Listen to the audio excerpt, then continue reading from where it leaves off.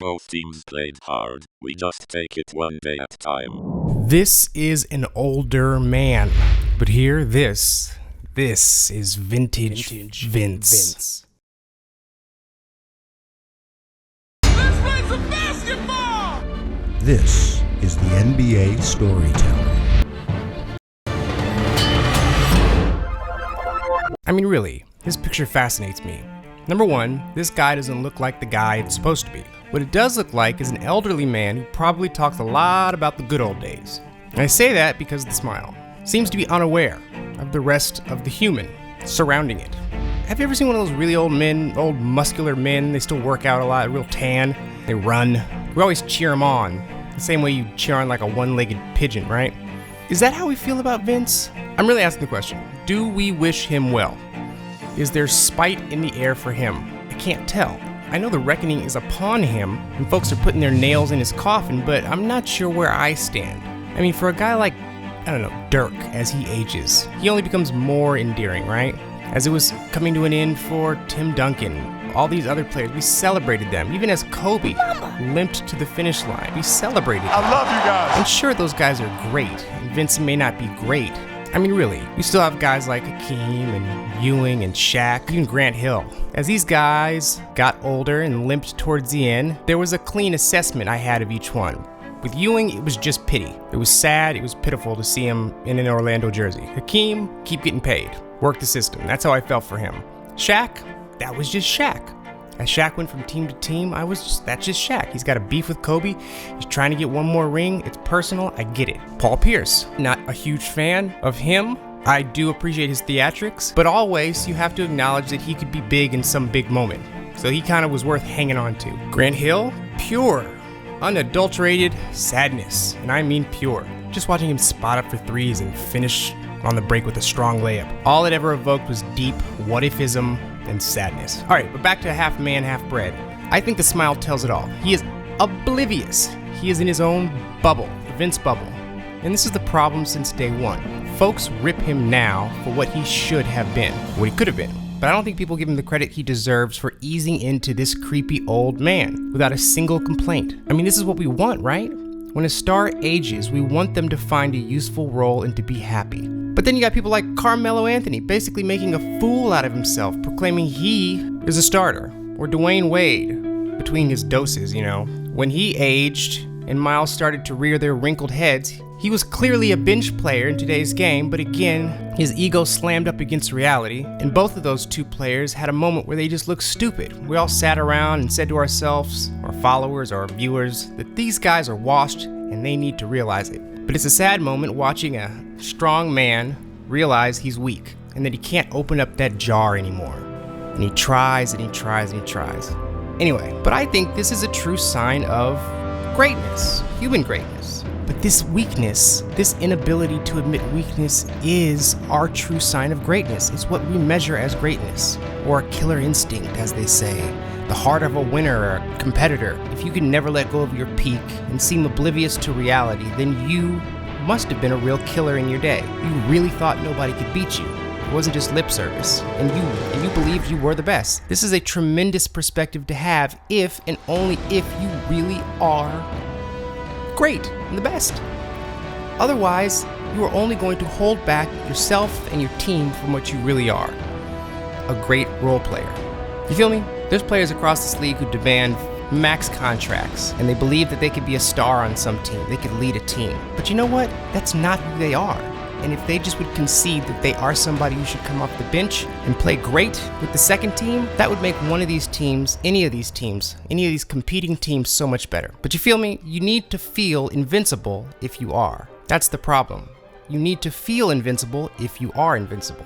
Otherwise, say it with me, you never reach your potential. Okay, back to Vince. Vince, I believe, never really had that. He had a ton of fun. He knew he could dunk on anyone anywhere, and I believe when he rocketed to the top of every highlight reel and got cascading recognition from the dunk contest, I believe this was satisfying to his ego. He was fine.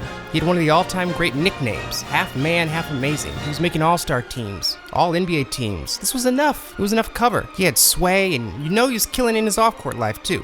But really, he didn't have a desire or personal pressure to do much more, and that's different.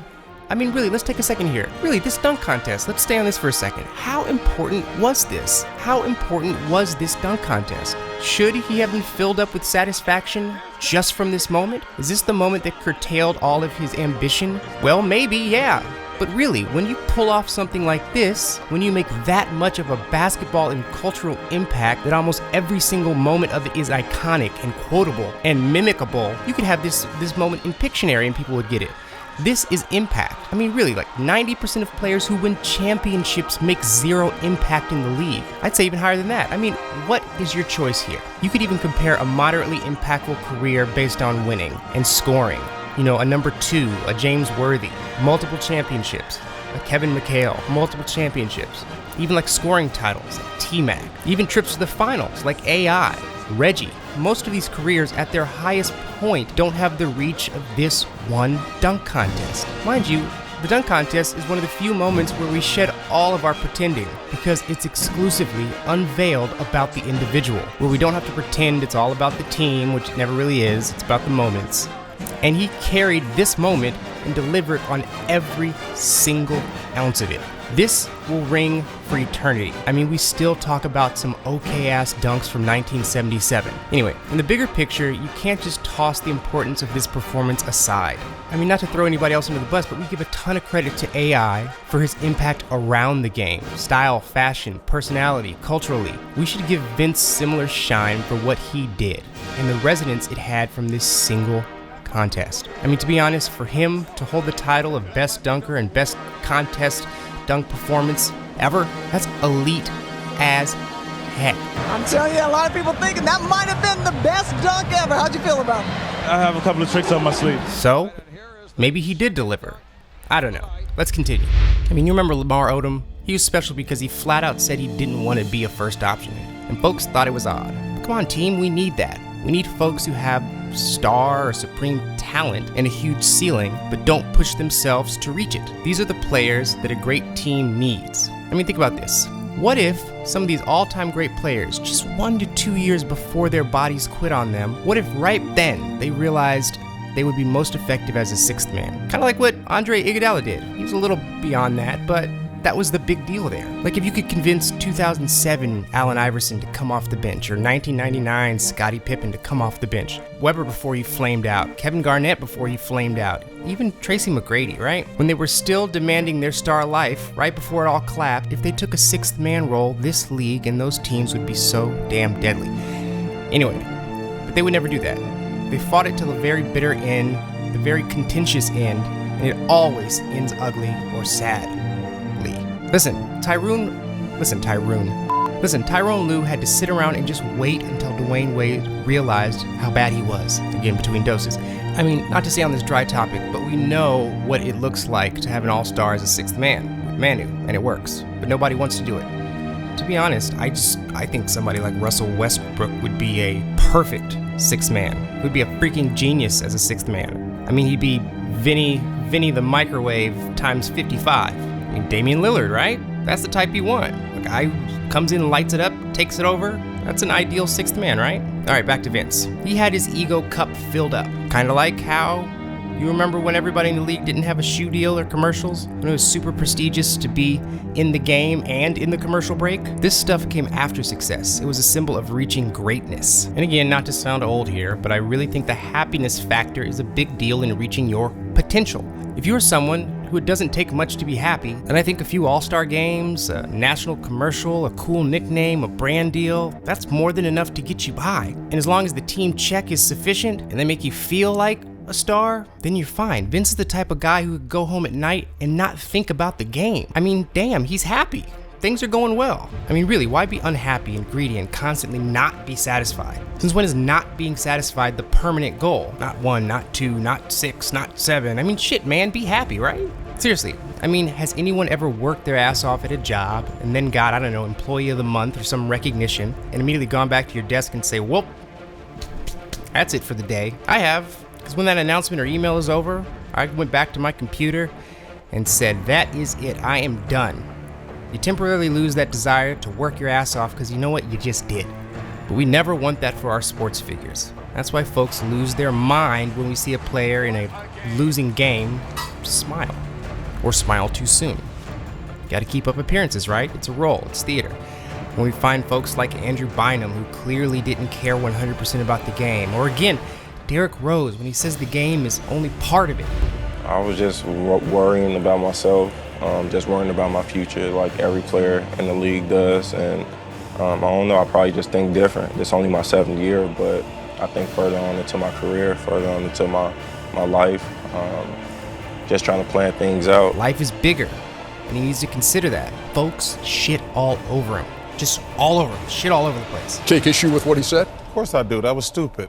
Derrick Rose is a great player. He's a great kid. Love his mom. That was stupid. So I'm torn on this one. What I personally want in my sports stars, I don't know.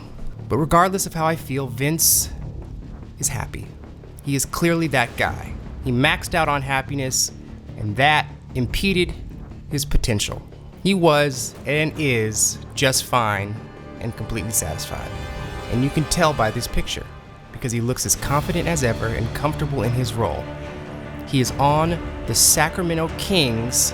He is 49 years old, and he's as happy as ever.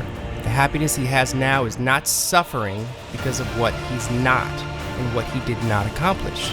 I bet he's gonna look back at his career someday and say, damn, I had a lot of fun, and I'm completely happy with how it went. And honestly, in 30 years, we're all gonna say the same thing. So he smiles, and he had a presence when he was 23, and he has that same smile and presence at 59. So today, as he just floats around the league, not really ring chasing or anything, getting a highlight now and then, as the announcer says, Vintage Vince. But let's cut to one of my classic additional notes. Is it still vintage if he does it all the time? I mean, they've been saying Vintage Vince or turning back the clock since 2012. I mean, he does this stuff regularly. He's still dunking on people. And each announcer acts like it's the very first time he's done it since 1972. Anyway, dunking is clearly what he's good at. And what he's good at makes him happy. And that is truly Vintage Vince.